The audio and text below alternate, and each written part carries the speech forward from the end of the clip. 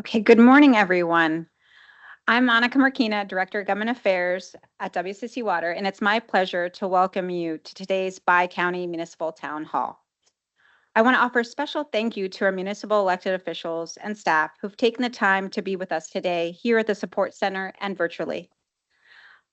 I also want to take a moment to recognize our Commission Chair, Eloise Foster, who's with us, joining us today. Your leadership at the local level plays a critical role in shaping the communities we're all proud to serve, and your presence here is a strong reminder of the importance of our partnership. Together, we're working to ensure safe, clean, and reliable water services that support public health, economic development, and environmental stewardship across Prince George's and Montgomery counties. At WCC Water, we recognize that effective water service is not just about infrastructure. It's about collaboration, communication, and community. That's why these conversations matter. Today is an opportunity to share updates, hear your concerns, and strengthen the ties between WCC Water and the towns and cities we serve together. Here's our agenda.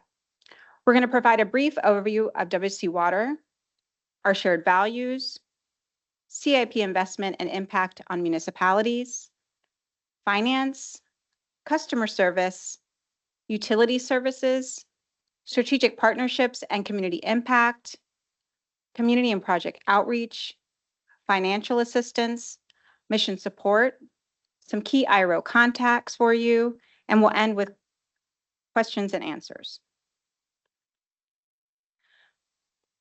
We will now take a moment for municipal introductions. For those in our audience today, please raise your hand and we'll bring a microphone to you, and then we'll move on to those online. Oh my God, no.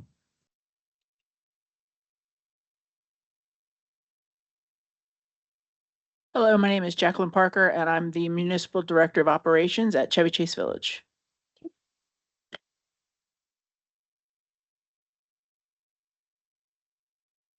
Good morning. I'm Nicole Briner, and I'm the Vice Mayor of Cheverly. I can't believe they're doing it. They better not do that. Good morning. I'm Keith Sidnor, the Mayor of Laurel.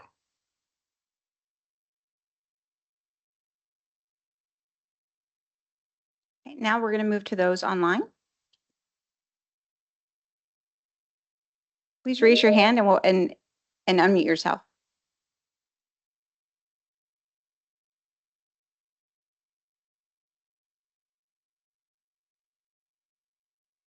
I'm Craig Simino, Director of Public Works, City of Rock.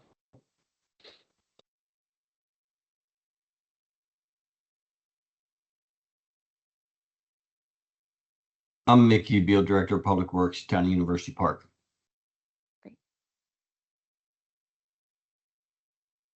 Earthland Road, the City of Seat Pleasant.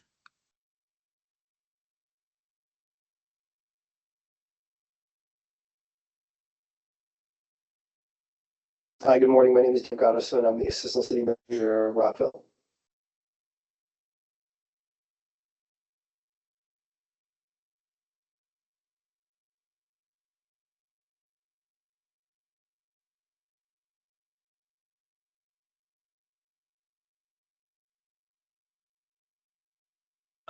Ms. Rhoda, Mhm. would you like Oh, to? I'm sorry, I hit it twice. I'm here. Can you let us know who you're representing? City of Seat Pleasant, Maryland. Thank you so much.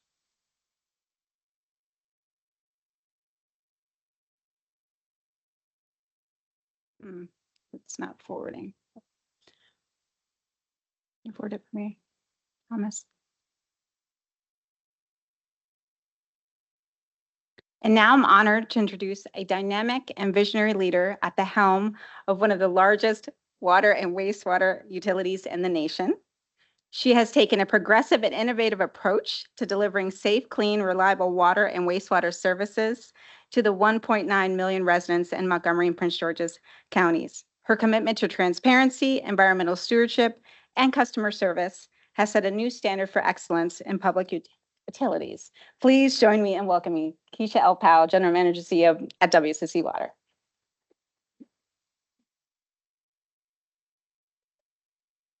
Thank you so much, Monica. And that was such a lovely introduction. And I don't do it by myself. It takes a village, as I said yesterday. And Team H2O, our senior leadership team, is my village, along with our commissioners. And our commission chair is here, Chair Eloise Foster.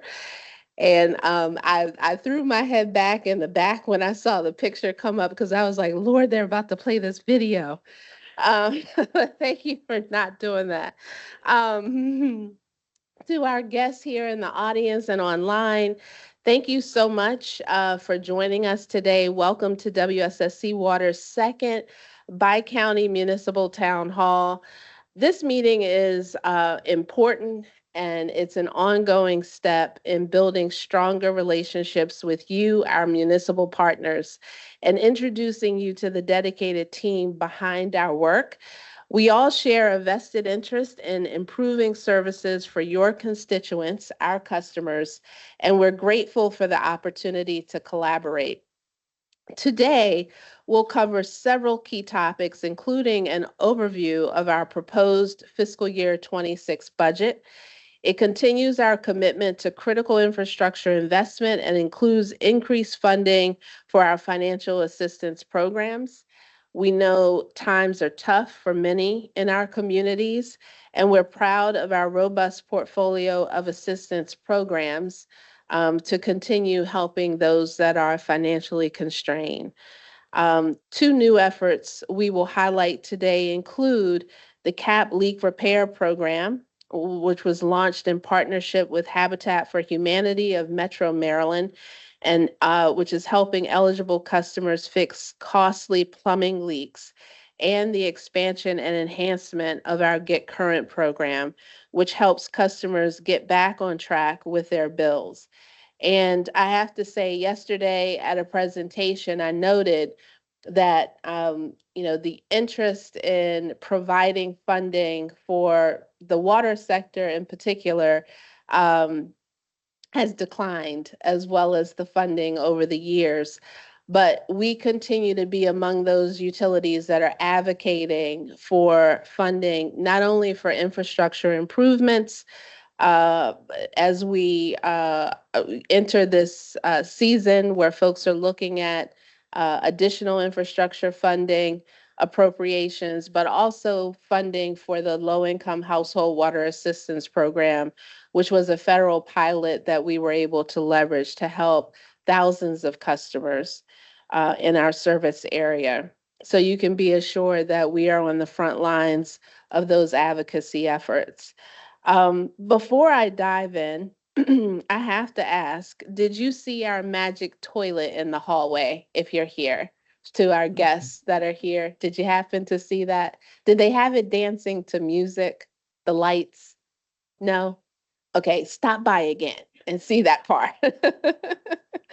But when we presented this, we took it all the way to Ocean City to Mako, and it was a huge hit, but it was also an eye opener for those who were able to see that just from one or two types of toilet leaks that our magic toilet can simulate, it really can add up. And we want to make sure that we have the tools like the magic toilet, additional information on our website to help folks, our customers, understand the impact. And that's not always the reason for a high bill, but by and large, it does create an impact. And just this weekend, I think it was Saturday at 2:00 in the morning, I noticed that I had a toilet that was running, and I actually got it on video, but I wasn't able to get it into this presentation. The lever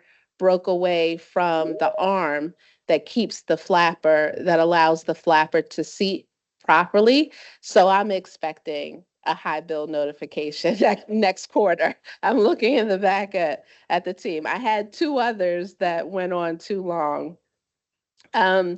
This is again an innovative demonstration that merges engineering and education to engage customers on the importance of checking for toilet leaks as the Environmental Protection Agency does. And again, this is one of the main reasons for high bills, but not the only reason. You would not believe that a flapper leak can add thousands of dollars to a bill, but it can. And, we'll also discuss the importance of other types of household leak detection and preview a new video we're pushing out on our social channels on wise water use. It's filled with practical tips to help your residents save water and save money.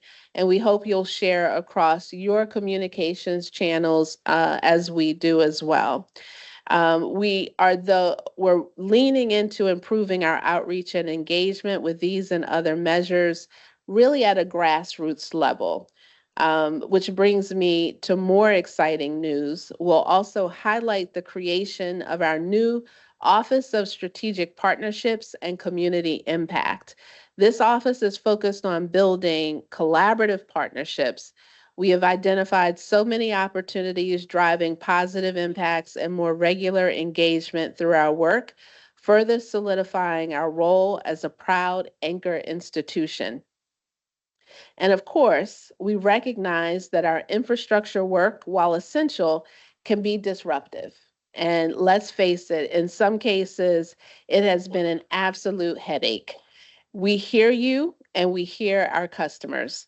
That's why we're focused on improving contractor performance, road restoration, and overall worksite cleanliness, or as I like to say, site hygiene. This meeting is a chance to hear from you directly what's working, what we can do better, and how we can continue building and strengthening the trust you place in us. I believe trust is the single most important currency we have with our neighbors. We still have some restoration to do.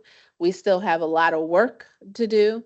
And just because I say it from this podium doesn't make it magically happen like the magic toilet, but we are working to make sure that every member of Team H2O knows how important it is for us to be mindful of the impacts we're having in the communities that are hosting us while we're doing the infrastructure work on their behalf. Thank you again for being here today. We are committed to making a lasting positive impact in every community we serve, and we're honored to do so alongside each of you. I'm happy to take any questions that you have of me. I'm going to have to get to some other work. I'm going to stay around a bit, but I may not be here through the end. So if there is any questions for me from the audience, our guests here or online, I'm happy to take them, or I'll be back a little bit later. No? Okay. All right. So I'll see you in a little bit, and I'm going to turn it back over to Monica. Thank you so much.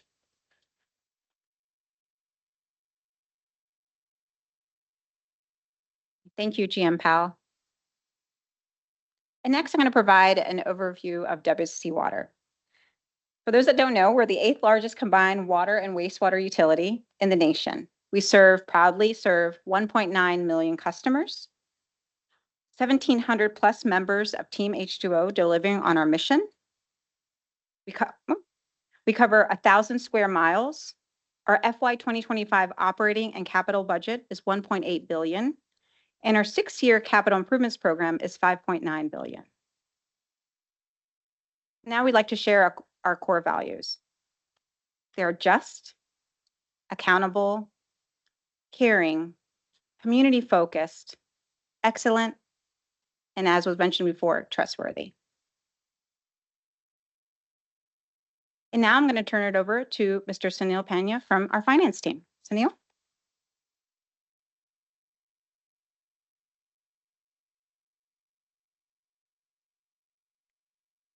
Good morning. My name is Sunil Pandya. I'm the Capital Improvement Section Manager from the Department of Finance. And I'm going to present a few financial data points for our organization. So with respect to fiscal year 2026, which begins on July 1st of this year, our budget is $1.83 billion. Out of that $1.83 billion, 62% is devoted to our operating budget, and the remaining 38% is devoted to our capital budget. As you can see, the increase over the last fiscal year 2025, was very marginal and just about 1%. So we are doing a lot more with a very small increase. Moving on to our revenues. To give you an idea of how every $1 of revenue that we receive is raised, 79 cents on every dollar comes from volumetric charges, and that is effectively your actual usage. And that ties in very closely to that presentation we have in the front of what even a small leak can cost you on a quarterly basis, on a daily and quarterly basis. So that accounts for around 79 cents of every dollar. The 14 cents, the next 14 cents comes from fees for account maintenance as well as our infrastructure maintenance fees. And then the remaining 7 cents are miscellaneous revenues from our plumbing and inspection charges, as well as the interest we earn on our cash reserves.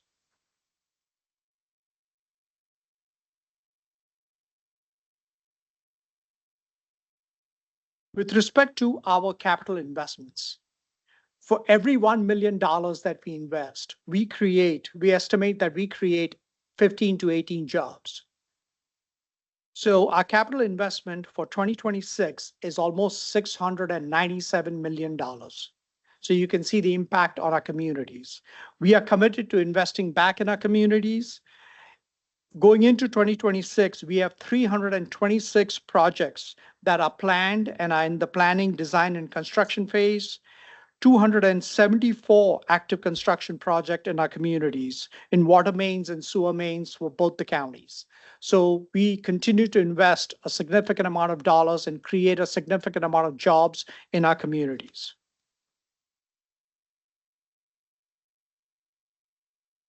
So previously I pointed out where the revenue comes from. This particular chart talks about how we spend our dollars. So for every dollar we spend, 41 cents goes towards capital financing. That is it supports our long-term debt that we issue so that we can replace our sewer lines, our water lines, we can maintain our wastewater facilities, we can maintain our water tanks, etc. All those capital investments, we issue bonds every year, and financing takes up 41 cents on every dollar that we spend. The next 34 cents goes towards actual operations and maintenance, keeping the lights on, paying for our chemicals, maintaining our customer service department, our IT departments, our finance and accounts payable departments, as well as fixing broken and leaking pipes and repairing roads as we maintain the various projects across both the counties. And the last 25 cents goes towards our H2O people, our salaries and wages, employee benefits, and employee training. So that is a full recap of how we collect our money, how we spend our money, and also how we invest in our communities through our capital investment program. Thank you. I'll turn it over to customer service, John Curry.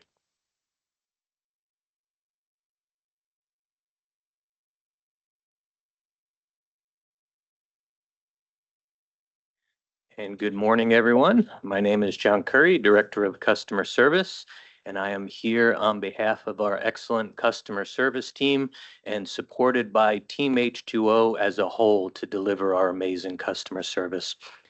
We have before you here just a couple important numbers, all right?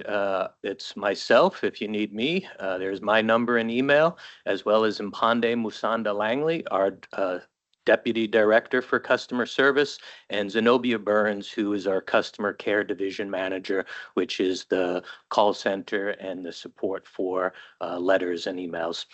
The number one way that folks can get us is at 301-206-4001. That also has an email, customerservice@wsscwater.com. Our call center is open Monday through Friday from 8 a.m. to 6 p.m. And we're also here in Laurel with our one-stop where we can serve customers in person. The typical services that we have for customers are starting and stopping service, understanding a bill, understanding usage, bill payments, payment plans, and financial assistance. Uh, If there is an emergency from that 4001 number, you can get to our emergency services department, or you can reach them directly at 301-206-4002. So understanding the water bill is maybe one of the most difficult things to work with customers on, and where you may get some concerns, especially if there's a high bill. Our bill is an inclining block structure. There are 4 tiers, and so the more water that you consume, the bill will be higher going through those tiers. Most bills are quarterly, but they can vary in terms of their duration from less than the typical 92 days to a little bit more than the typical 92 days. And there are standard charges that do apply. And those standard charges are based upon meter size, and they apply for the number of days in the bill. So typically when we're talking to customers about a high bill, we're looking at their usage overall, which is driving the majority of the bill, but certainly those fees can influence a customer's perception of the bill. Looking at common household water leaks, which can drive high consumption, both intentional and unintentional. And starting here, you can see there's a meter in the upper right-hand side, and the meter's got a little gear turning. We use several different manufacturers of meters, but they'll all have some kind of flow indicator. And so that would mean water is being consumed. If the meter's in the home, the customer can see that. If the meter's outside, we can open up the meter pit and show them. But if you're not using water and you see that moving, it would mean that water is being used. And the way that's working is because the meter is getting the water from our supply. It's flowing through the meter, and then it's going out and into the home. And you can see that there are the toilet leaks, which are the most common, but there's shower heads and faucets, there's sinks. There is outdoor leaks. That could be the hose, spigot, an in-ground irrigation, or a service line. And so when you have a high bill, you really have to take that time to dig through and understand where that leak could possibly be. We always start off making sure that our reads are correct and then assisting customers. So if you haven't seen that magic toilet, please stop by there. That will give you a lot of insights. And here is the toilet. You can see front and center, we have those dye tablets. So just outside the room here, we do have some dye tablets. If you haven't received any or used them, you'll be able to see what they do. But putting the dye tablet in the top of the tank there can help you see if it is moving down to the bowl. You would expect that it wouldn't. And there's at least 10 different kinds of common leaks that would happen with a toilet that could cause a really large bill. And our magic toilet can help you see what that bill might come to. And so with an eye towards keeping your bills low and saving water, we have a short video here that will highlight some of that.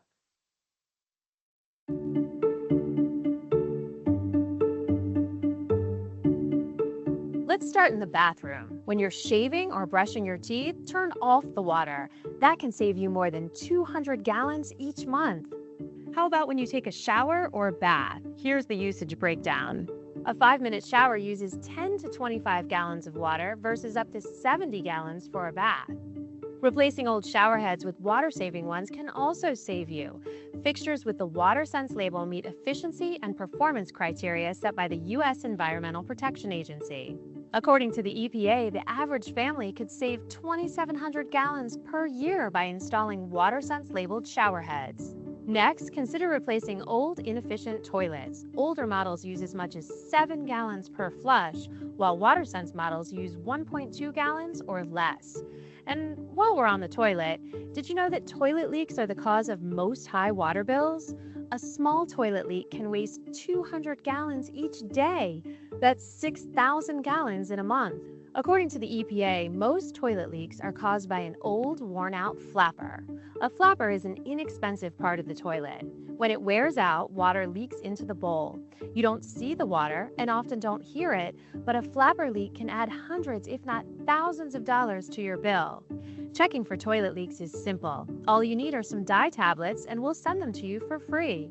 Just drop a dye tablet into your toilet tank, don't flush, wait 15 minutes. If you see color in the bowl, you have a leak. A leaky faucet can also waste water and money. At the rate of 1 drip per second, you're wasting more than 3,000 gallons per year. Doing the dishes, a dishwasher uses significantly less water than hand washing, 3 to 6 gallons versus 20 gallons or more, and only run the dishwasher when it's full. Same goes for the washing machine.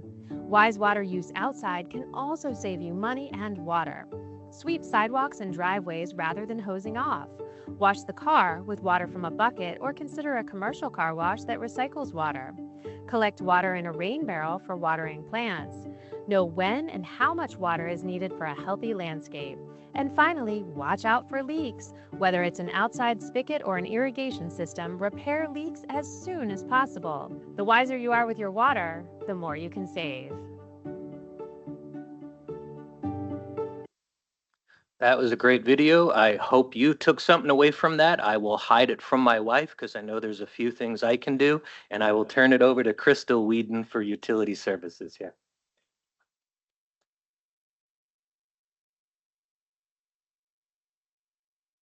All right. Hi, everyone. My name is Crystal Whedon.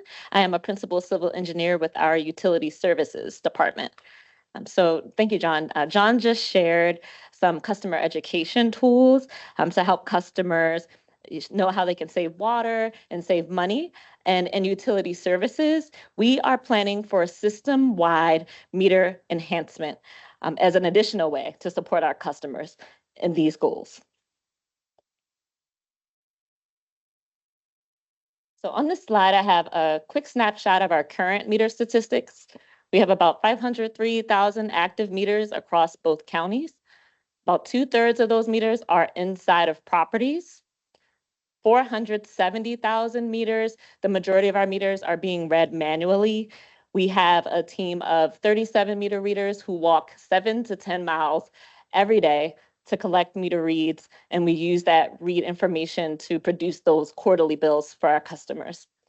A small subset of our meter population, we do read with automated meter reading, or AMR, or that drive-by meter reading, as you may have heard it called. So that's 33,000 meters, and that's mainly our commercial customers and new developments. The average useful life, of a meter is 15 to 20 years, and about 56% of our meters are over 15 years old. So that means the majority of our meters have already reached the end of their useful life. So aged meters plus the outdated manual reading process and quarterly billing, they all contribute to pain points for our customers and for our operations. So in utility services, we've conducted extensive research on available technologies for metering and best practices to transition from manual meter reading to a more modern, enhanced metering solution. We've attended conferences, workshops. We conducted a formal request for information to understand the market. And we even held an AMI, or Advanced Metering Infrastructure Symposium, here at the Support Center, where we brought together the metering vendor community and peer utilities at all stages of smart meter implementation. The topics included AMI technology landscape, planning and procurement of smart meter systems, deployment lessons learned, and customer engagement strategies.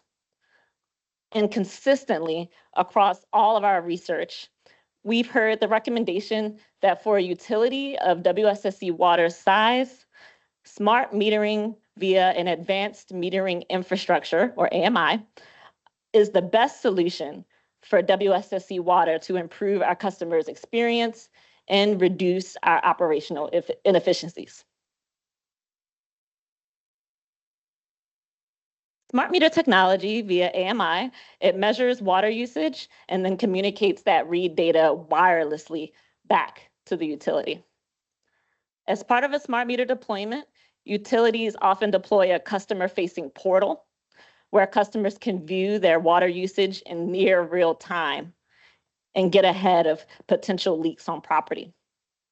And with the reads being transmitted each day back to the utility, smart meters enable monthly billing for customers, helping them to set monthly budgets to pay for their water bills. Smart meters via AMI offer a host of benefits to customers, the utility, and the environment. It helps customers quickly identify leaks, as I mentioned, which can lower their bills. It enhances meter reading accuracy, enables monthly billing, it creates a safer work environment for employees, and it creates a greener future by reducing a utility's carbon footprint with reduced truck rolls. We are excited at WSSC Water about the future of metering. And our next step is to present a plan for a smart meter pilot via AMI, targeting about 2,000 meters in our system.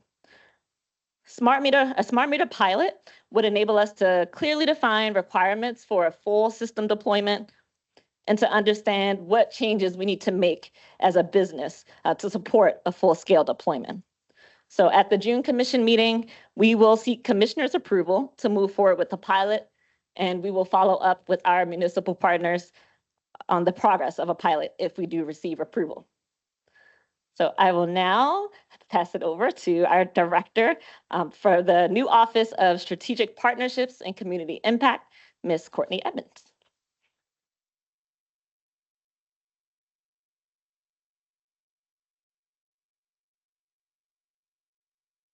All right, good morning. Again, my name is Courtney Edmonds. I am the director for our newest office at WSSC Water, the Office of Strategic Partnerships and Community Impact.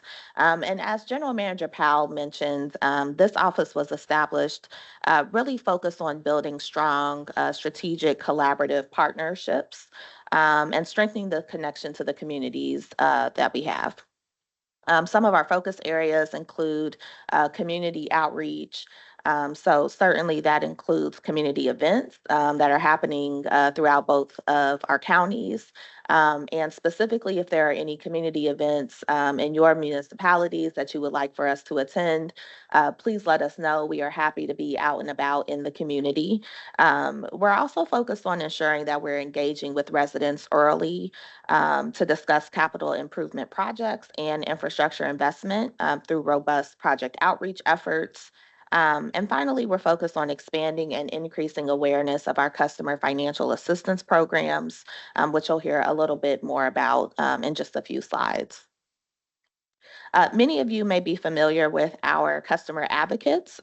We have 4 team members spread across both counties, really focusing and serving as a liaison with customers, with subject matter experts internally at WSSC Water, and working with public officials to resolve any concerns that arise as a result of water main replacement projects or any other emergency events.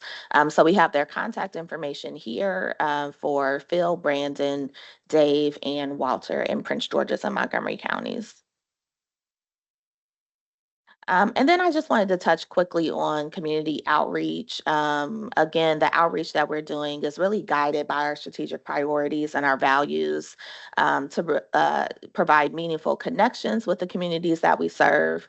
And over the past year, we have reached nearly 50,000 residents, customers, and stakeholders through these outreach events, more than 180 across both counties and counting. Our fiscal year doesn't end until the end of the month, and so we are still out and about. I think we have 3 events we're attending on Saturday, so we're happy to be out.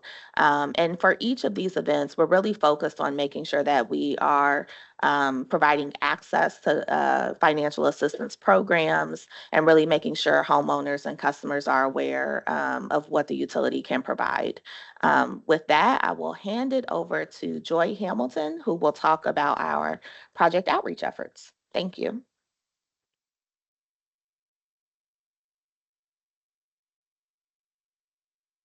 Thanks, Courtney. Again, I'm Joy Hamilton, and I'm the Project Outreach Manager for WSSC Water. We're responsible for notifying communities on planned construction projects. So there's a lot of information on that slide in front of you. I'm going to try to take us through it quickly. There are really four key elements of our project outreach process. The first being design. Design generally happens 1 to 2 years before construction starts. And so we often need to be out in the community and perform early project work like surveying. And that's really the first touch point on projects a lot of times for the community, where we will put a door hanger out to alert the community where we have a project that's beginning in their area. We will now be starting to hold our first community meetings at the 30% design phase, because that's early enough in design to really incorporate meaningful feedback from the community into the design. And then we'll follow up as design is finishing up around between 70 and 90% to let the community know our design is kind of coming to a close. Now, during upcoming construction, which is 4 to 6 weeks in advance of construction, we'll send a postcard meeting invite, as well as do some social media to invite the community members to a project outreach meeting. And those invitations are also mailed to municipalities. So many of you should be receiving those at the municipalities as well. We'll hold that community meeting. We offer project details there and give the community a real chance to ask questions. And we have the subject matter experts there to provide answers. Then prior to construction, we'll mail a construction kickoff letter to alert the community that construction is about to start. Now, during construction, you'll notice that project signage is going up. That provides details about the key point of contact on a project. The construction contractor is on there, and even our emergency call center information are on our project signage. Important to note that the technical contract supervisor is really a great point of contact and the first line of defense, the best contact, the first person that should be alerted if there's a question or a concern going on with the project. They can generally help you and get that information to you. Now, before any planned shutoffs of work, door hangers are provided to affected customers, and courtesy notice is also provided to HOA and civic leaders. We'll continue to provide regular updates through the life cycle of the project. And that's going to bring us to our next slide, which is what can you expect during construction? All right. So with construction often comes traffic impacts. And our contractors will set up maintenance of traffic like you see here, sometimes with flaggers. We do communicate with communities before any major traffic changes. So please also know that we make every effort to maintain access to residences and businesses during construction. So it's not unusual for the crews to go ahead if we're working outside someone's driveway, they will plate the driveway and allow people to come in and out freely as they need to. For parking restrictions, this is a really interesting area. We provide a minimum of 48 hours of advance notice before we issue any kind of parking restriction in our work area by posting no parking signs there. But this is an interesting piece that WSSC Water does for any vehicles that accidentally remain within our no parking zone and have not been moved. We will tow the vehicle just beyond our work zone at no cost to the vehicle owner. And we have heard from residents that's generally really received well. They're very pleased with that and appreciate that. So you heard GM Powell mention site hygiene. And so site cleanup is a real focus area for us. Site inspectors check daily to ensure that both the safety and the aesthetics of the area are met. And we don't consider a project complete until the area, the community has been fully restored. So repairing the roadway is a really critical piece of that restoration. And roadway patches, although we know that sometimes that's a difficult part of the growing pains through construction, but that is a really a key piece to the immediate traffic safety after the project work. But our project work also requires that we dig often in the sidewalk areas or near curbs to access our underground infrastructure. So after that work is complete, we do rebuild and reconstruct the sidewalk and curb to meet safety and accessibility standards.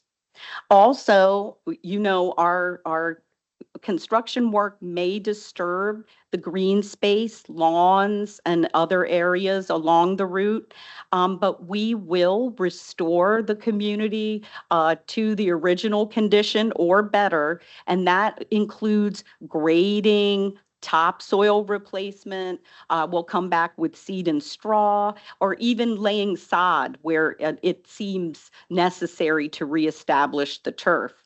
And then when trees and shrubs are removed, we will go back and replant as necessary as well.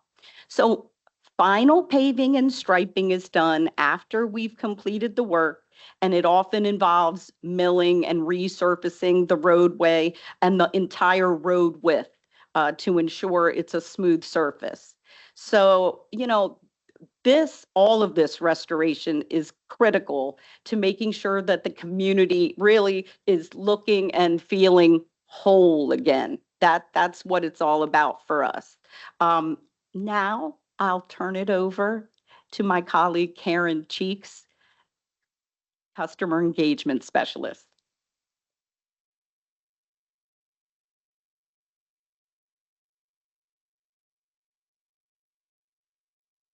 Good morning, everyone. Karen Cheeks, Customer Engagement Specialist. It's a pleasure to be here with you today. I get the opportunity to work with many of our customers to help them get connected to financial assistance resources. And also, as Courtney mentioned, we try to raise as much awareness around our financial assistance programs as we can. So to get started, we're going to talk about some of the financial assistance programs that we do offer.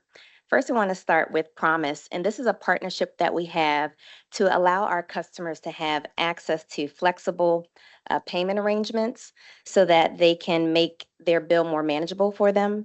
And so customers can get started with the pay plan by putting down as little as $10 and build it out as they see fit to meet their budget. But also if they have a balance of $50 or more, they can also get started with the pay plan.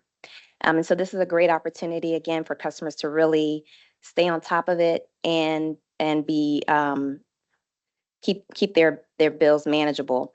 93% of our pay plans have been able to stay in effect as a result of our partnership with Promise Pay, which is a great improvement from before we had that partnership. And so we're really glad to be able to offer that to our customers.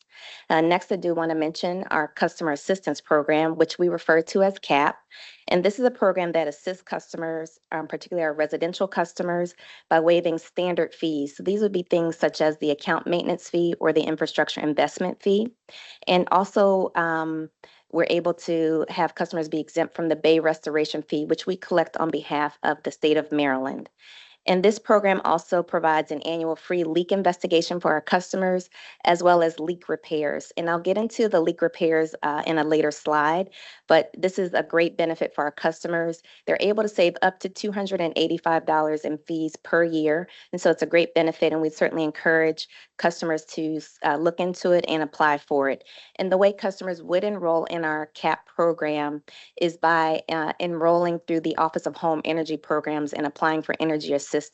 So with Montgomery County, this would be the Department of Health and Human Services, and in Prince George's County, it would be the Department of Social Services.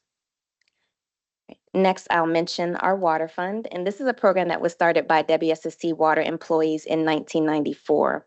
And this came about because of a concern to really help customers be able to pay their bills.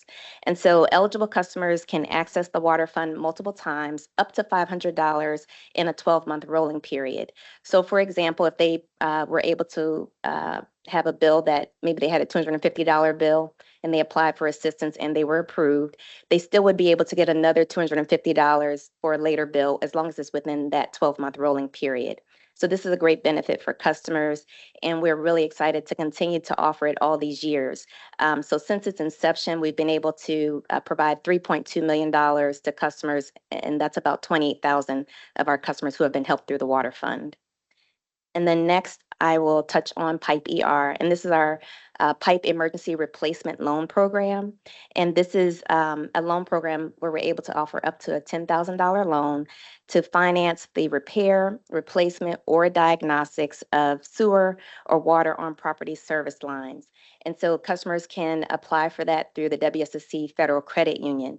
And if you've ever had a water or sewer line or seen a neighbor who'd had to have their yard dug up, these repairs are quite expensive, and most people are not don't have the money saved for it. And so this loan program certainly helps to assist customers who need to have those repairs done.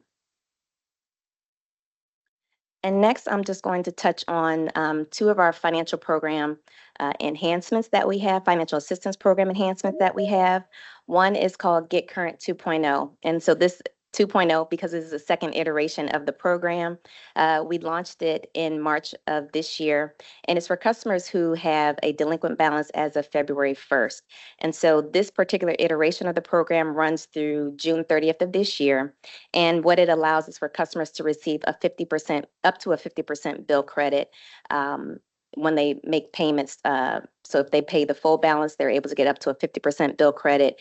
If they're only able to do half of the delinquent balance, then they will input the rest into a 6-month pay plan. They'll receive a 25% bill credit. In addition to that, they will also receive waivers, 100% waiver of the late fee, as well as any turn-on fees that have been charged. And stay tuned because there's more to come on Get Current, but for now, that's where we are through the end of this month, but there's more information to come on that, some great additions to the program. And next, I will also just touch on our leak repair program for our CAP customers. So CAP customers, this is a new benefit for all of our CAP customers, actually for our homeowners, and this is to help them identify and repair leaks. And this is a partnership that we have established with Habitat for Humanity Metro Maryland. And with this program, as we know, and we've heard a few times today already, when we see high bills, it's usually because of leaks. And so our income constrained customers, they're trying to make some decisions. What can I buy? What can I pay for? And sometimes being able to repair those plumbing leaks in the home, it's not really feasible for them. So this program really comes in handy. It helps to get at the root of what may be causing a high bill, and that is oftentimes it's the leaks. And so with this program, customers are able to have, again, the leaks identified and then repaired. So Habitat for Humanity, they will connect customers to a master plumber who will come in and do the investigation and then do the repairs. And repairs can be done up to $9,000 for the customer. And so we're really excited to be able to offer this to our customers. We've so far provided over 100 customers to Habitat for Humanity for this program, and we just launched the end of February. And so customers are certainly getting the word and they're taking advantage of it. the early indications are that a lot of the repairs are around toilet leaks, but there have also been underground leaks that have been identified and repaired. And so this is a great benefit for our customers, again, who are not able to necessarily afford those repairs on their own. So I'm going to end there and I'm going to actually turn it over to our Deputy GM, Dave McDonough.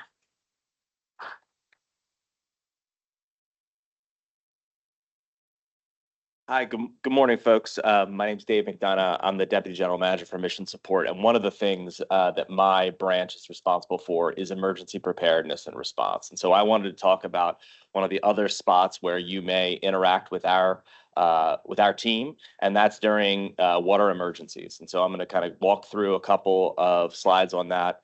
I'm responsible for sustainability and resilience, and one of the ways we think we can make WSSC more resilient, but also the communities we serve more resilient, is by having an active and effective emergency preparedness and response program. So how can you prepare for navigating significant water emergencies? So we have had some significant water emergencies. These are things like boil water advisories, widespread water main breaks that impact our system, a variety of other things that can crop up. And one of the things we've made a commitment for is we heard from our stakeholders, from municipalities, from other elected officials, that they want to hear from us directly with resources and information about what to do when an emergency does happen. And so we've committed to doing online briefings for stakeholders as soon as it's practical. So you may have seen me earlier this year when we had a boil water advisory that affected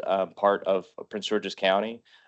When that occurred, we did do several online briefings for stakeholders to share information about what that means, what the timelines were, when it would be resolved, and hopefully that was well received, and we're hoping to continue that for all of our emergencies. So as soon as it's practical, we want to get to you and speak directly to you about what you can do. We want to share resources with you that you can then share with your constituents. So these may be one-pagers. For the boil water advisory, we created a social media toolbox that had social media ready images and other things that you could use to communicate with your constituents. And then, we want to share just in general helpful information about what customers who are impacted by these emergency situations can do. So I want to highlight two of the primary emergency types you're most likely to see. The first is one that we issue when we're trying to prevent a larger scale emergency, and this is called an essential use only request. So this is really a request that you conserve water and use less. So one of the ways we can preserve our system is by limiting the amount of water that is going out the door. And so when we have a large water main break and we're seeing impacts to the water supply, if we can get people to use less, we can preserve the system for things like firefighting and emergency use longer if people use less water. And so when there is a potential for an emergency, we may issue an essential use only request. And what that means for individuals is not that they can't use water. You can drink the water. You can continue to use it for critical things, but we're asking you to be thoughtful about that. So maybe don't run the dishwasher.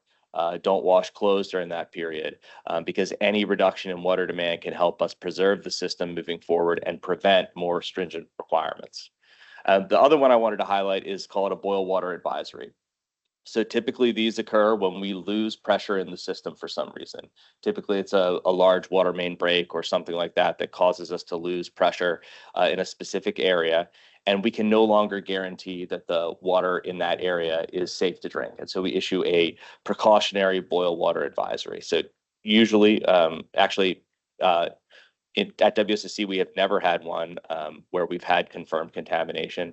But because we can't confirm without 100% certainty that there is no contamination, we issue a boil water advisory. And that means that customers should boil their water for a minute before consuming.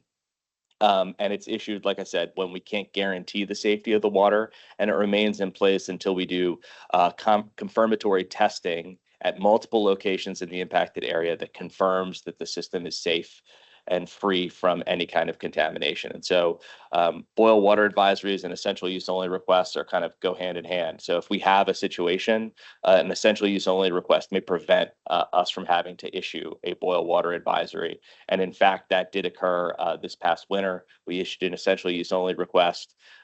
It helped us preserve the system, and we did not have to issue a boil water advisory. This can work, and it's one of the ways we want to work with the community to preserve the system for all the things that it does, whether that's hospitals using the water or firefighting. The last thing I want to talk about is how you can interact with us around emergencies. So the first one is our customer notification system. If you go to wsscwater.com/CNS, CNS stands for Customer Notification System, you can sign up and your constituents can sign up for text or email alerts about water-related, WCC-related emergencies in their area. And so when you sign up, you can enter up to 5 different addresses and you will get alerts geo-targeted, so based on those specific addresses for anything that's happening in that area. And that can be things as routine as just a normal water main break where we're responding and there's no real impact to customers, or something like a boil water advisory. So we really encourage folks to sign up for CNS so that they can get those alerts in a timely way. And like I said, both text and email is available. It actually uses the same system. If you're signed up for Alert Prince George's or Alert Montgomery, we use the same underlying system to issue those alerts as the 2 counties do. And then last, but certainly not least, one of the key ways we know that an emergency is occurring, whether that's a water main break in a community or something else, is by customers in the community seeing that running water and reporting it to us. And so when you have an issue like that, we want you to call our 24/7, 365 emergency call center at 301-206-4002. You can call there anytime, Christmas, New Year's Eve, whatever it happens to be. We have folks ready to respond. We'll send inspectors out to confirm what's going on and get crews on those breaks as quick as possible. You can also email the emergency call center at emergencycallcenter@wccwater.com or use our mobile app. And so with that, I'm going to turn it back over to Monica. Thanks so much, everyone.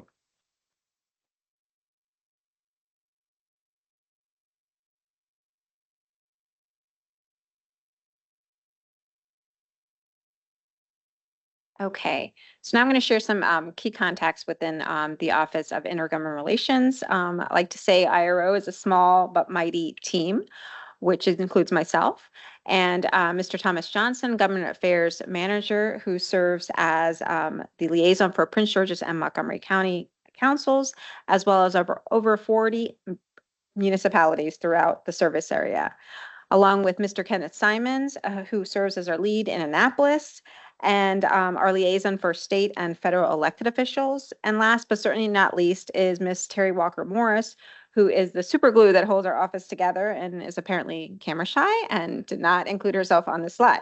So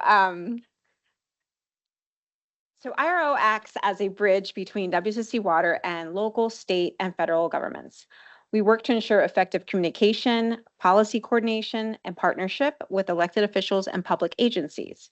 Our mission is to support good governance, foster collaboration, address any community concerns from our elected officials, and advance legislation and initiatives that help maintain and improve vital water and wastewater infrastructure in the communities that we serve. And so we encourage you to please reach out to us if there's any issues of concerns. I often get texts from elected officials that say, "So sorry to bother you," where it's a small little item, but we are very happy to address those concerns, and we work expeditiously to address them.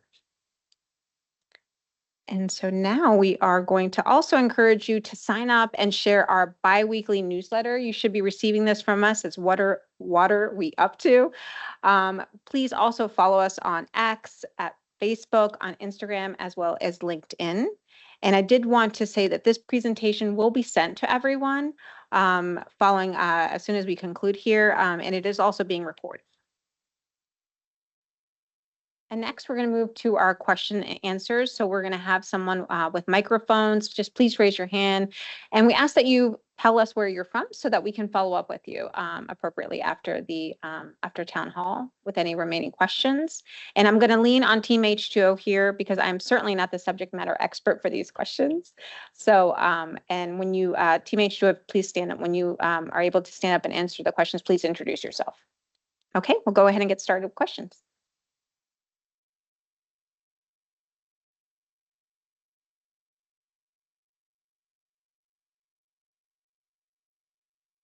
Hi, my name is Jacqueline Parker. I'm the Director of Municipal Operations with Chevy Chase Village. And the question I have today, our village manager, Shana Davis Cook, wanted me to ask you all, is that we have found that the patching that's being done after repairs is not going by what Montgomery County has put out. We had one recently at 43 West Lennox Street. When the repair was done, they just filled the hole in with asphalt, and it's supposed to be a concrete subbase. And we currently have a project going on the unit block of Primrose Street. And we found when we took the asphalt off that the subbase wasn't correct, that it was just basically gravel. And the concrete subbase was broken in places.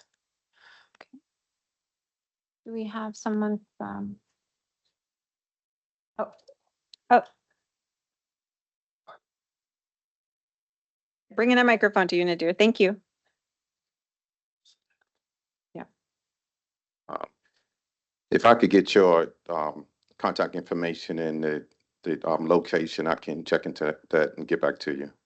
That would be wonderful. We have been in conversation with Brandon Stewart, and we know this is in the pipeline, but we haven't heard anything back yet. Okay, well, this is the first I've heard of this, but Okay. so I'll get in touch with you. I'll link up with you once we're done. That would be great. That would be great. Thank you. You're welcome. Thank you. Thank you for the question. Good morning. I'm Nicole Briner. I'm the Vice Mayor of Cheverly, and coincidentally, my question was going to be similar to my colleagues here. In Cheverly, we've been dealing with issues with a subcontractor that did not properly compact underneath the asphalt for actually quite a long time now. And I believe at the last town hall for municipalities, there was discussion of setting some standards in place for keeping contractors accountable, because we're in a situation now where it's been taking so long. We are maybe years into a year and a half at least into this issue, which has resulted in some what are they called? Sinkholes. And we've had to have all of the different spots tested, and then have the compaction reports, which showed that the subcontractor did not do a good job in basically any of it. So my question was going to be about that accountability factor and what has happened so far to keep subcontractors accountable, and where you see that going. Great. Thank you. Dear, I know he has an update here on our new processes regarding inspections. Okay, so I believe you're referring to the soil borings that were taken within the town of Cheverly. So that the soil borings were taken, and we received the soil boring report, and that was reviewed, and we just need to have a follow-up conversation internally on the results, and then I'll be getting back to Steve Raymond on that. Now, in regards to accountability, we are now in our vendor outreach meetings. We are now going over project compliance with the contractors, as well as in our pre-bid meetings, and pre-construction meetings. We also, within the town of Cheverly, we also have our quality assurance compaction inspectors that's now present while the compaction testing is taking place. And then checklists are also being developed for our inspectors to utilize those checklists to evaluate the condition of the patches as well. You're welcome. And we'll provide a follow-up written response. So if you want to share that as well, we'll provide that as follow-up to all of the municipalities so they understand the enhancements we made. Good morning. Josue Salmeron, City of Greenbelt. Thank you for hosting us today. I'll speak on this topic because it's affected Greenbelt. We have a general concern on the quality of the contractor's work. We had a patch that was improperly patched, and it created a pothole and a risk factor for motorists. I quickly complained to Thomas. Thomas is great, very accessible. So thank you, Thomas, for what you do. And a contractor was sent out to repair it, and the contractor was a jerk about it because they came out and repaired it, but made a hump on the patch, further it endangering motorists. So I think there's a general quality issue with the patchwork, and just want to go on record and note that we do roads. I think most of municipalities, we have our street crews, so we know how to do roads. So we know a bad patch when we see one. So if those are going to be the quality, if that is the quality that we expect from these contractors, I would prefer that our street crews do that patchwork, and we work with WSSC to get reimbursed for that work.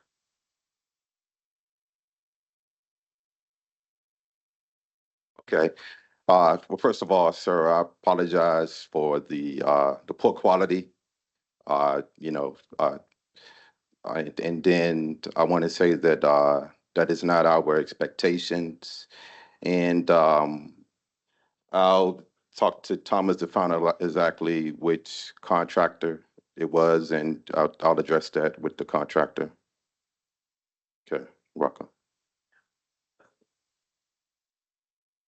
If you can hang around afterwards, I'd definitely love to find out. Thank you. Okay. There's no other questions here. We're going to move to any questions online.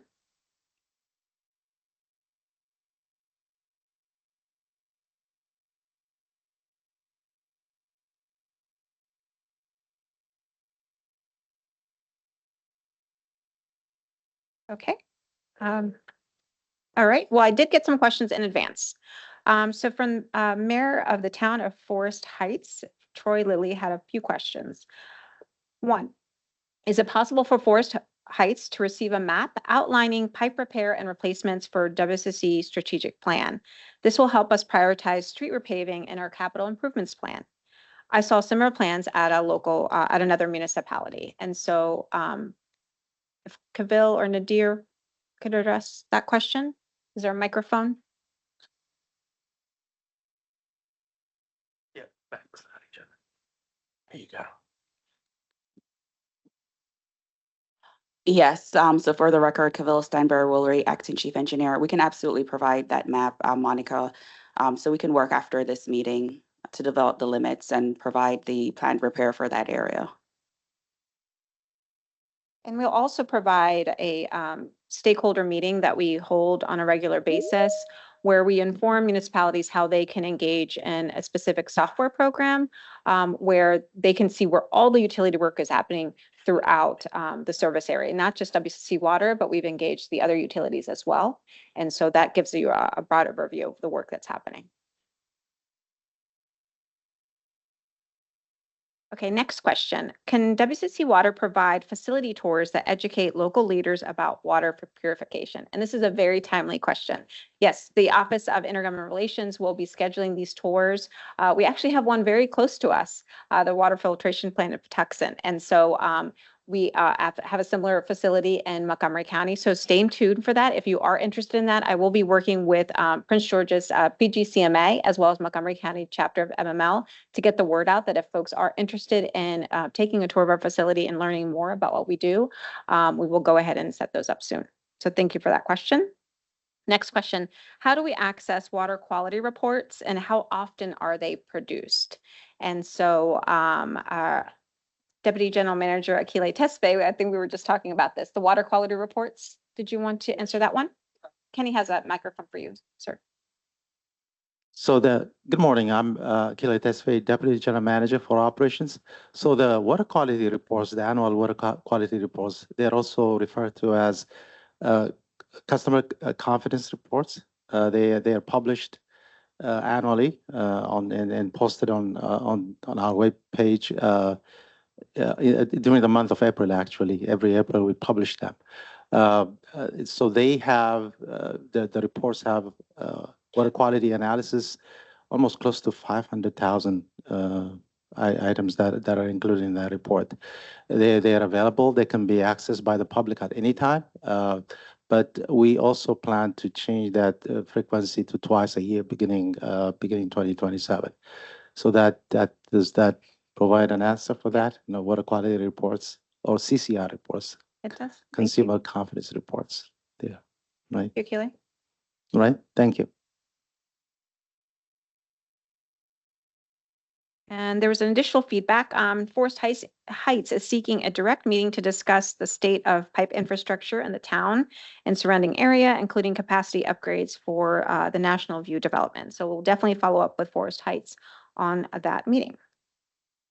And then from Miss Rhoda from City of Seat Pleasant, she asked for us to cover payment plans for residents, which we did. Karen Cheeks provided that. And so those are all the questions that we have. If there's any additional questions here? Okay.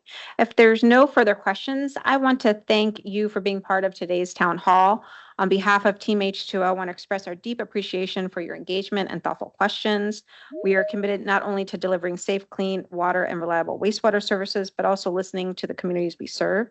Your input helps us strengthen our operations, serve effectively, and deliver on our core mission. And we look forward to seeing you at future events. Please be sure to visit our magical toilet on your way out, and please feel free to grab a box lunch for you, and safe travels. Thank you so much.